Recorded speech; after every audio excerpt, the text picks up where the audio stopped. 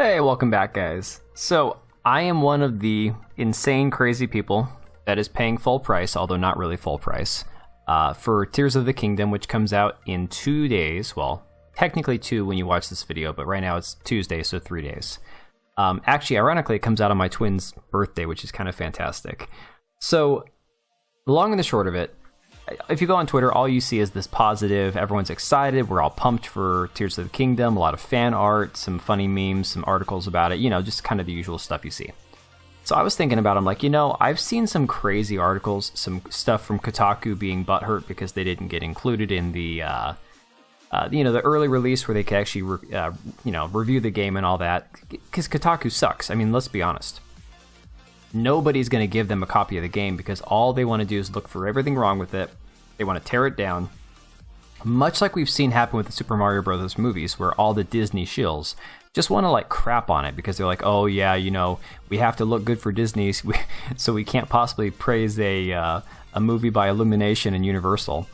So I was thinking to myself, yeah, I've seen a lot of crazy hot takes about Legend of Zelda. So let's take a look at The Gamer and see what they have. I didn't even have to scroll to find this article. I went to their main page, and here we have this fantastic article, which we're going to go through right now. The sad guy tears of the Kingdom ad should not be relatable. Don't let Nintendo tell you that your life will be sad if you don't buy its new $70 game. Now, first off, I am on record as saying I detest paying full price for games. I have the patience of a freaking ox. I can wait years for something to drop in price. But because Nintendo gives you quality content, they give you quality for your money, they don't reduce the price of their products that often. Which, to be fair, I can kind of respect that in one aspect. I hate the fact that $60, $70 is the new retail price.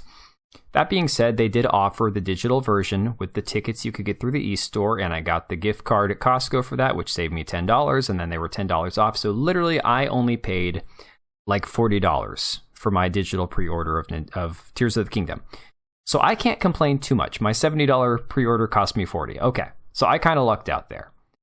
That being said, this right here, I've not even seen the commercial that they're talking about, okay? Because to be honest, I don't spend too much time worrying about like what Nintendo's advertising. I'm just going to buy the game. I know it's going to be good. So they go through this commercial right here, and you tell me if this is like anything out of the ordinary. The new commercial for Tears of the Kingdom, which tells the story of a burnt-out businessman rediscovering his sense of adventure while playing the new Zelda game, is a total bummer. Its gray, moody cinematography and melancholic tone feels like an inappropriately dour way to advertise a Nintendo game about building flying cars in Hyrule, and I'm not surprised to see it getting memed on social media, which I have not seen. What does concern me is the people unironically talking about how relatable it is, and how insightful Nintendo is for making it. You'd think a decade of Mad Men would give people a better sense of the ethos of advertising, but let's be clear about one thing. There's nothing novel or shrewd about a brand telling you that buying its product will make your shitty life less shitty. The Sad Guy Zelda commercial is not the kind of marketing anyone who loves gaming should be celebrating. Now let me point out real quick here, from a website called The Gamer, that has actually had articles saying how gaming is evil, how gamers are all awful, and how nobody should actually call themselves a gamer. Okay, just keep that in mind. You should watch the commercial yourself if you haven't seen it, but I'll describe it anyway so that we're on the same page about what exactly it's depicting. It begins with a middle-aged man climbing onto a busy public bus. He's dressed in dark tones just like everyone else on the bus with him. It's a dark, overcast day, and you get the impression that this is part of the man's everyday routine. As he takes his seat, he gives an unseen passenger a sheepish, uncomfortable grin, then lets out an exhausted sigh. He looks out the window, the world is gray. Somber piano music starts to play. For a moment, he catches a glimpse of his own reflection, then quickly looks away and sighs again. At night, he returns to his dimly lit home. He sighs again as the door closes, but he doesn't announce himself. As he enters the kitchen to fill a glass of tap water, his wife approaches. Instead of a warm embrace, she hastily gives him a consolatory rub on his arm before heading to bed. The man heads to the living room with his water and starts playing Tears of the Kingdom. Okay, this is the part that gets really juicy here, alright? This is the climax here. The piano music changes to an uplifting arrangement, and we watch him learn how to play the game. As he explores the world and makes discoveries, he smiles for the first time. He's focused, engaged, and verbalizing his emotions. Oh God, oh no. What a terrible thing. He's solving problems and enjoying the rewards that come with it. Finally, we see him on the bus again, only this time he has his Switch. As he plays, he's just as enthusiastic as he was the night before. In the final moment of the commercial, he looks out the window, sees a beautiful blue sky, and smiles. He sighs once again, but this time it's a sigh of relief. Life is beautiful again thanks to Legend of Zelda Tears of the Kingdom. The intention of the commercial is entirely unambiguous. This vaguely handsome everyman whose life is a miserable, colorless doldrum, whose existence is defined by monotony, whose own wife won't even kiss him before she heads off to bed, that man is you.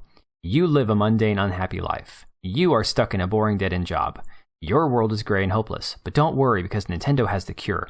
Buy our new video game and you can see color in the world again. This game will rescue you from your rueful malaise. There's nothing new about this kind of marketing. Yeah, no shit, Sherlock. Every brand from Nike to Tampax has told the exact same story at one point or another. And I love this part because I'm like, Tampax has not sold this story. Because here's the thing. We all know about that dopamine hit that video games give you, and everyone knows that you can get hooked on video games because of the fact that there's that constant desire to keep playing and to keep learning and to get better and better and better at it. Nobody gets that from a tampon. So shut the hell up about that. So this is one of the easiest and most dishonest forms of advertising because it starts from a position that tells the customer they are unhappy, then tries to convince them that whatever they are selling will solve their problems. Have you never heard of capitalism? Seriously.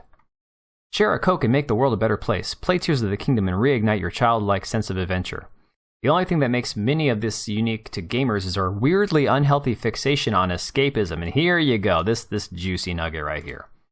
A lot of people believe that the value video games add to their lives is the opportunity to escape from it. That this is why people say they hate politics in game or criticize the quote woke agenda. They want none of it to be real and none of it to matter, the way that they can disassociate from themselves and live in a fantasy world. There you go! You finally get it! The reason they don't want politics in their video game, or at least real world politics, is that exact reason. There's nothing wrong with that, you freaks. I saw a sketch on TikTok once. Yeah, well, of course you're on TikTok. And I really liked, which I'll never find again thanks to TikTok's unusable search bar. A guy is telling his friend that he desperately needs a vacation and that he's convinced it will heal his soul and change his negative perspective. It then cuts to him in an exotic locale overlooking a beautiful beach and he says, "It turns out I need therapy, but at least the view is nice." I'm worried that so many people are comfortable embracing the premise of this Zelda ad. I wouldn't deny that games can be therapeutic. I don't think I could have made a career writing about them if I thought that. But this idea of living for the next AAA game release is not going to lead us anywhere good. Exploring the fantasy world of Hyrule should be something that enriches your life, not the thing that stops you from ending it.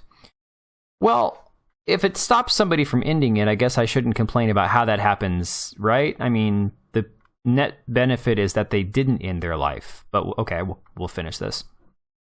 No one should be playing games as a way to self-medicate, and Nintendo shouldn't be advertising Zelda as a tonic for what ails you either. Show us the gameplay and tell us what makes it worth $70, but don't try to convince us our sad little lives would be less sad if we bought it.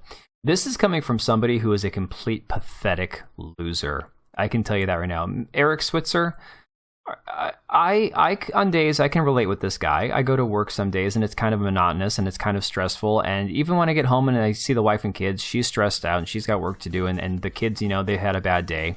And sometimes at the end of that day, as much as I love my wife and kids, it's kind of nice to just sit and play the game and just kind of escape. Oh yeah, here's the commercial.